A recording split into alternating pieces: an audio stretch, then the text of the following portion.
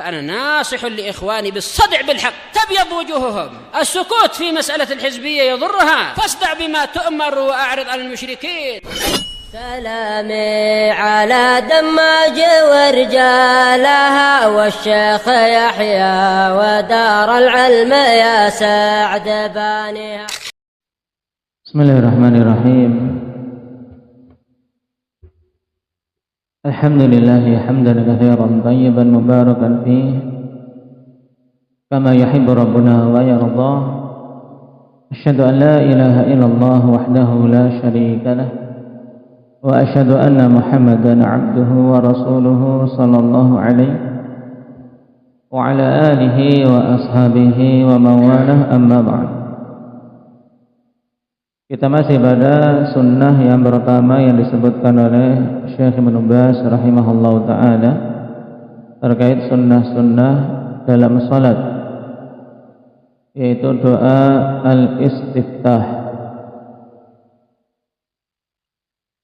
Kita lanjutkan dulu. Wa qala wa sunnatu al-israru bil istiftah wa adabul jahri bih. Dan yang sunnah dalam penunaian doa ini adalah al-israr,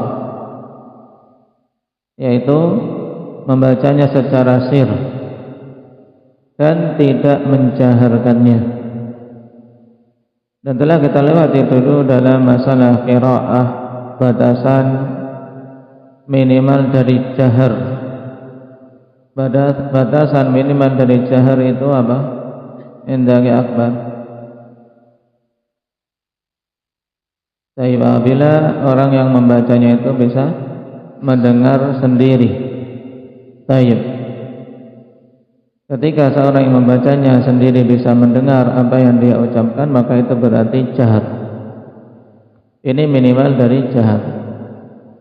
Sehingga berarti apakah israr itu cuma di batin? Raga. Terus bagaimana? Tayyib dilafazkan dengan menggerakkan lisannya, tayyib mengeluarkan huruf-hurufnya tanpa keluar suara. Tayyib. Maka harus bergerak. Makanya Nabi SAW diketahui oleh para sahabat membaca dengan gerakan jenggot beliau, karena dari belakang ketika beliau membaca berarti jenggotnya bergerak-gerak, menunjukkan ada gerakan mulut. Qala al-Imam Ahmad rahimahullah la yujharu bil iftitah. Imam Ahmad mengatakan doa iftitah itu tidak dikeraskan. Qala al-Muwaffiq rahimahullahu alaihi 'ammatu ahli al-ilmi. Dan di atas pendapat ini keseluruhan para ulama.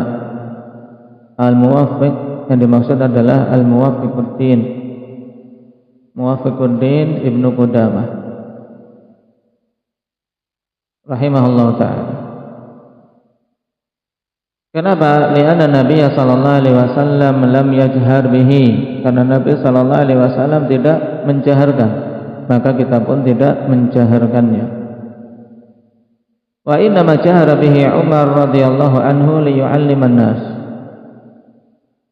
Dan hanyalah Umar mengeraskan bacaan iftitah untuk mengajari manusia.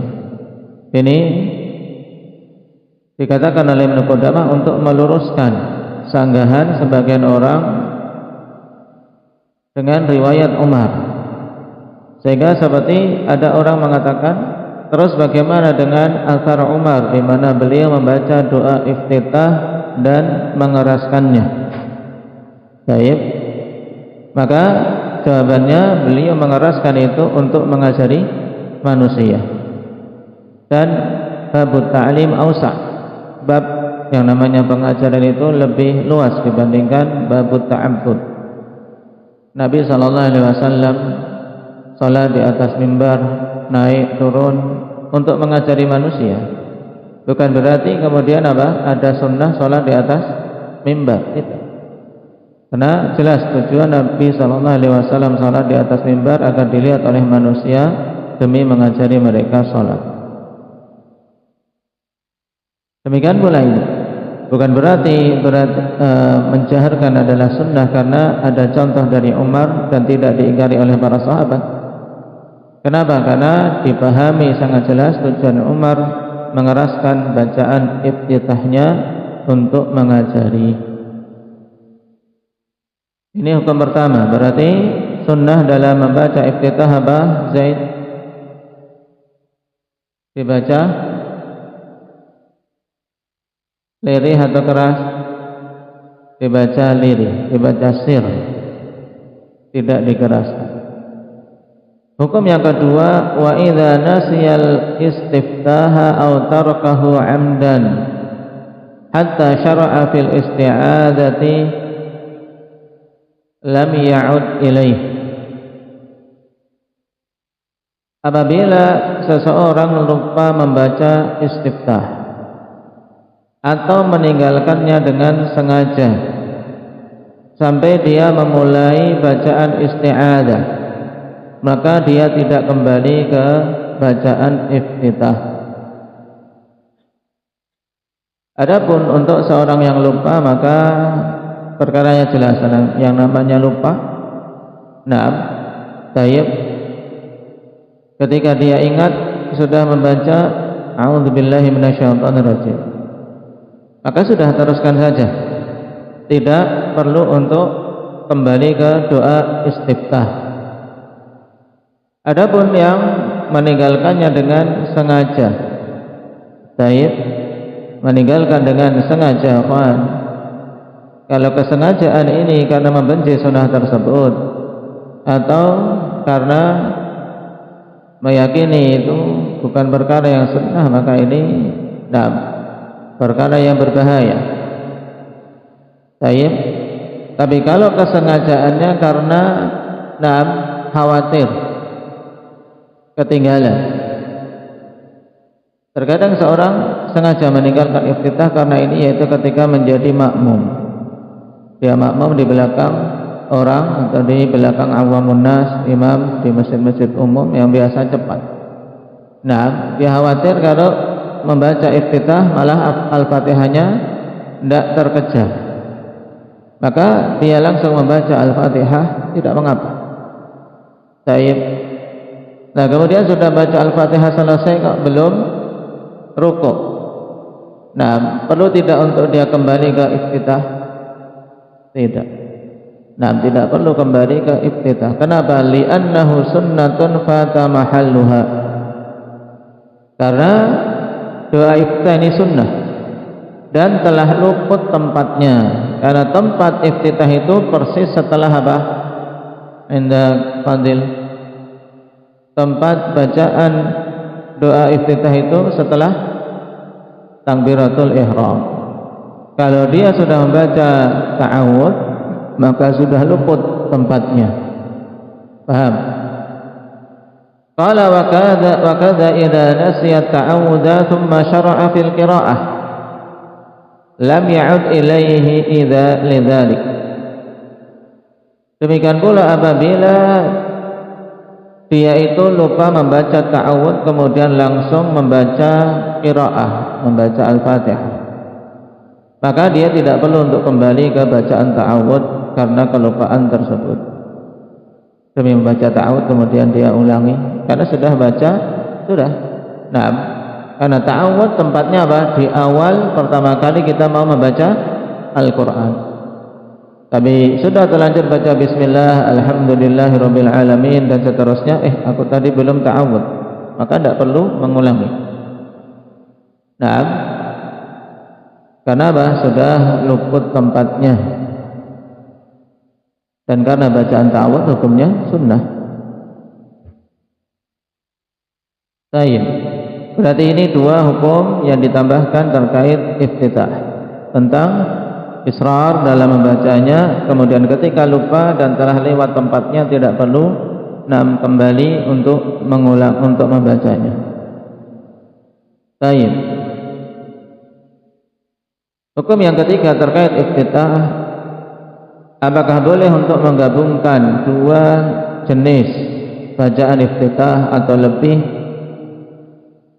yang datang dalil bahwasanya itu bacaan doa iftitah. Sebagian fuqaha mengatakan boleh untuk menggabungkan seperti bacaan wajjahtu wajhiya lilladzi fatara samawati wal arda hanifa digabung dengan subhanakallahumma bihamdika wa tabarakasmuka. Baik. Tapi datang penggabungan ini dalam hadis-hadis yang lemah. Baik. Dan yang rajih dalam masalah ini, seorang memilih salah satu dari doa-doa iftitah yang datang dalam dalil untuk salat dia. Kemudian untuk salat yang lain, dia boleh membaca doa iftitah yang lain lagi. Dan bahkan memang lebih utama untuk dia menganeka-ragamkan bacaan iftitahnya pada salat yang satu dengan salat yang lainnya. Dalilnya apa, kawan? Kita tidak boleh menggabung bacaan doa iftitah dalam satu salat. Karena Nabi SAW dipahami dari hadis Abu Hurairah.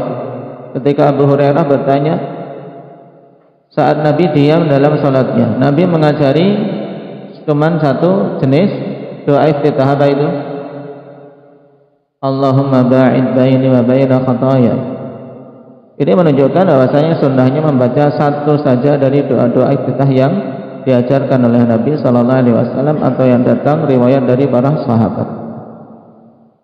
Maka yang masyru' memilih salah satu kemudian dia amalkan pada satu salat. Kemudian pada salat yang lain utama untuk dia memilih yang lainnya agar semua sunnah-sunnah tersebut hidup. Permasalahan keempat, apakah doa iftitah ini juga disyariatkan pada salat-salat sunnah?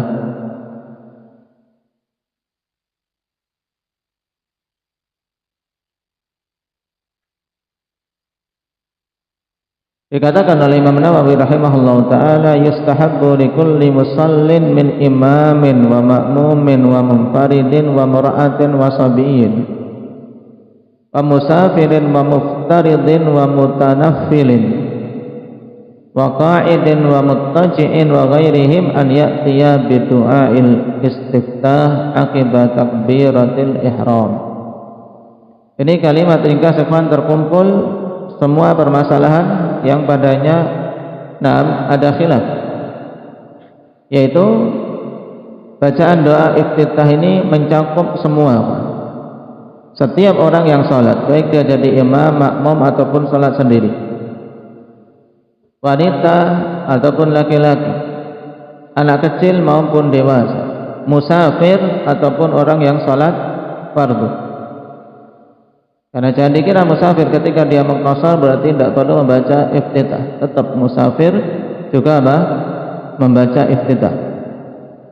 Muftaridin wa mutanaffilin, baik orang yang salat fardu maupun orang yang salat sunnah. Nah, baik yang salatnya berdiri maupun berbaring, dan yang lainnya dari semua kondisi-kondisi salat disunahkan untuk dia mendatangkan doa istiftah setelah takbiratul ihram. Nah, sehingga ketika dia salat duha juga disunahkan untuk iftitah.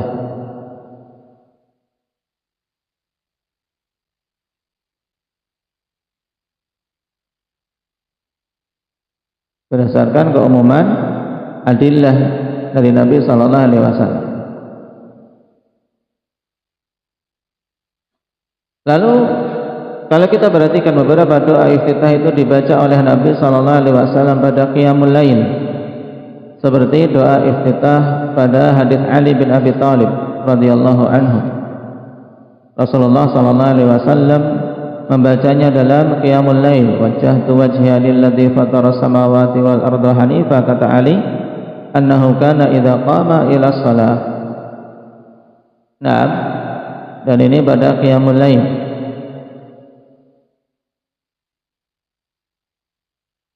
Apakah ini juga boleh dibaca pada salat fardu? Naam. Dikatakan oleh Imam Al-Albani rahimahullahu taala, wa la yanfi dzalika masyru'iyyataha fil fara'id aidha kama la yakhfa illa al-imam kay la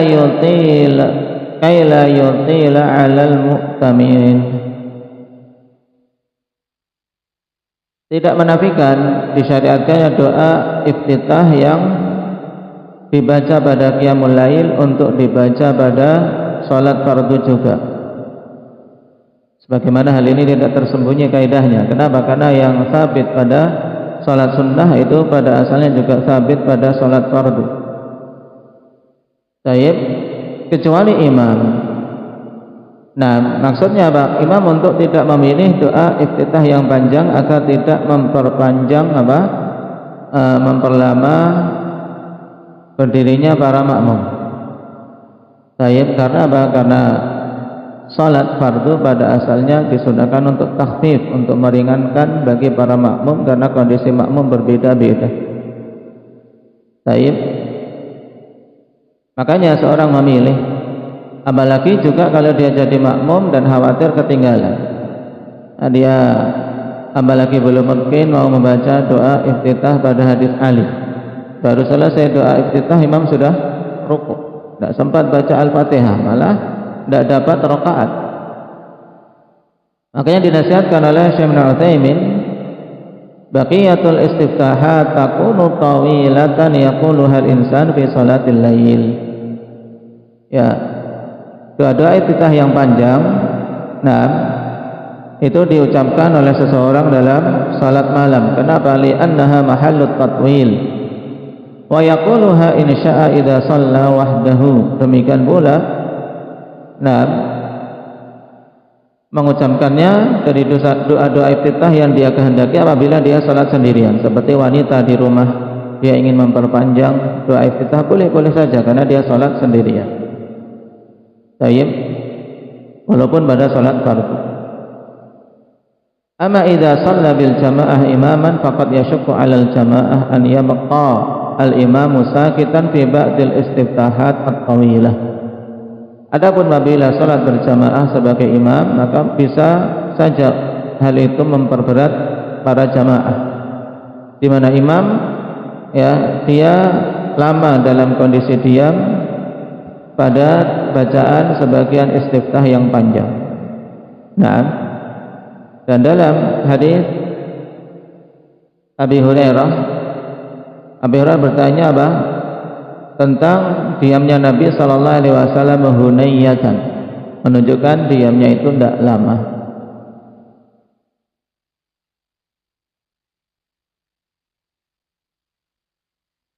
Kemudian hukum terkait para makmum ketika dia terlambat. Apabila seorang masuk ke dalam salat dalam kondisi imam sudah menjaharkan bacaannya, apakah dalam kondisi ini disunnahkan membaca iftitah? Baik. Maka jawabannya telah gugur darinya tuntutan membaca iftitah. Kenapa? Karena saat itu yang dituntut darinya apa?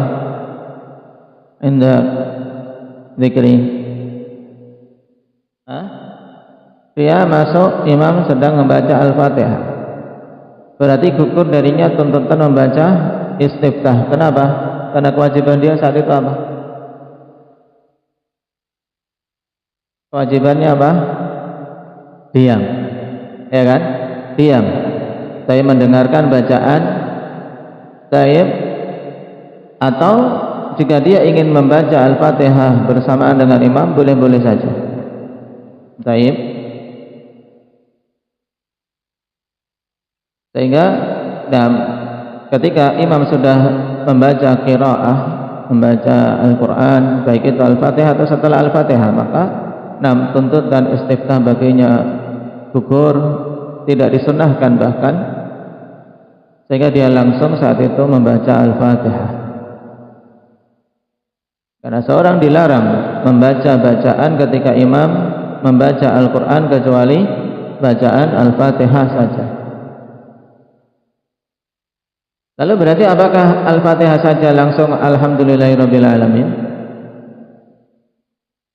Nah, indah Abdurrahman.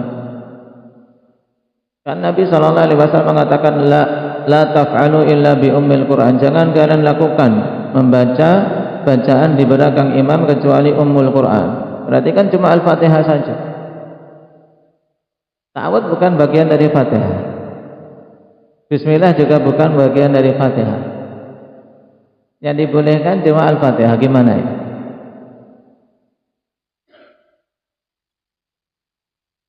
Hah? Lah, jawabannya bagaimana? Dedepsi.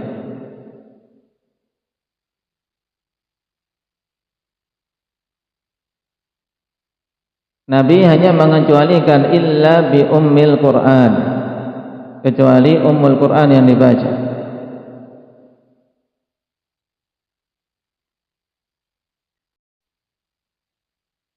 Nah, tetap membaca ta'awudz dan basmalah. Kenapa? Karena kedua bacaan tabi'ah li qiraatil Quran. Isti'adzah wa tasmiyah tabi'atan li qiraatil Fatihah. Dengan kaidah ma yajuzu tab'an ma la yajuzu istiqlalan. Karena dia ngikut kan. Itu rangkaian qiraah. Sehingga apa? Tetap disunahkan membaca ta'awudz dulu, kemudian basmalah, kemudian baru alhamdulillahirabbil alamin. Ini kalau dia masuk pada salat jahriyah. Sekarang kalau dia masuk pada salat sirriyah, dia tidak tahu imamnya sedang baca apa. Baik. Maka apakah disunahkan dia membaca istiftah juga? Nah, maka dalam kondisi ikhwan dia harus melihat qarinah. Kalau memang dia masuknya baru saja, ya terlambatnya cuma sedikit, baru saja imam memulai, nah dia tahu dia lagi wudhu mungkin sudah dimulai, dan dia tahu kebiasaan imam cukup lama berdirinya, sehingga dalam benaknya mungkin untuk membaca istiftah dan Al-Fatihah, maka baca. Baik. Nah, ketika memungkinkan baginya baca istiftah kemudian baca Al-Fatihah, maka disunahkan baginya baca iftitah. Baik. Tapi kalau dikhawatirkan Al-Fatihahnya luput atau kurang dan imam terburu sudah rukuk, maka di sini hendaknya dia mengutamakan mengerjakan yang wajib lebih dahulu. Maka kalau sudah terlanjur terlambat, afdal yang utama baginya agar tidak khawatir, maka langsung untuk menunaikan yang wajib, yaitu baca Al-Fatihah. Nah,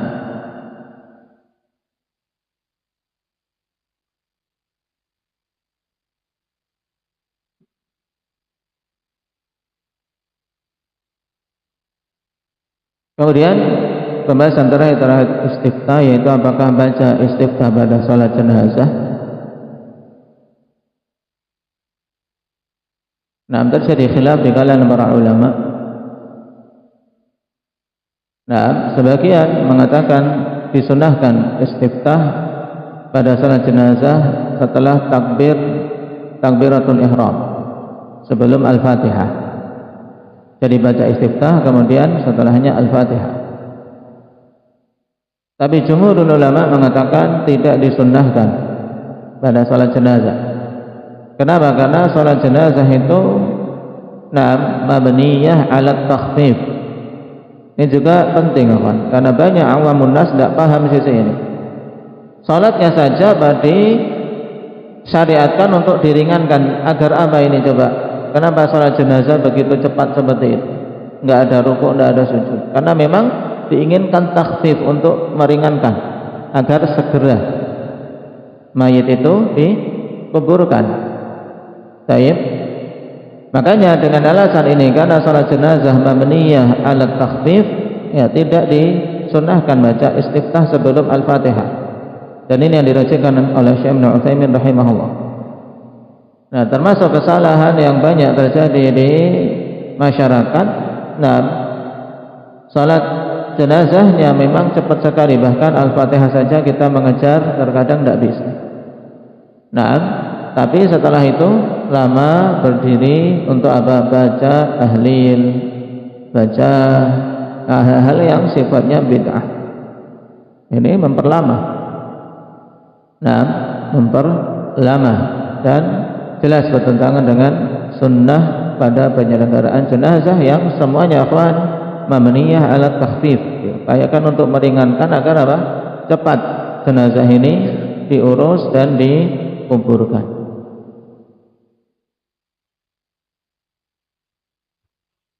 Baik.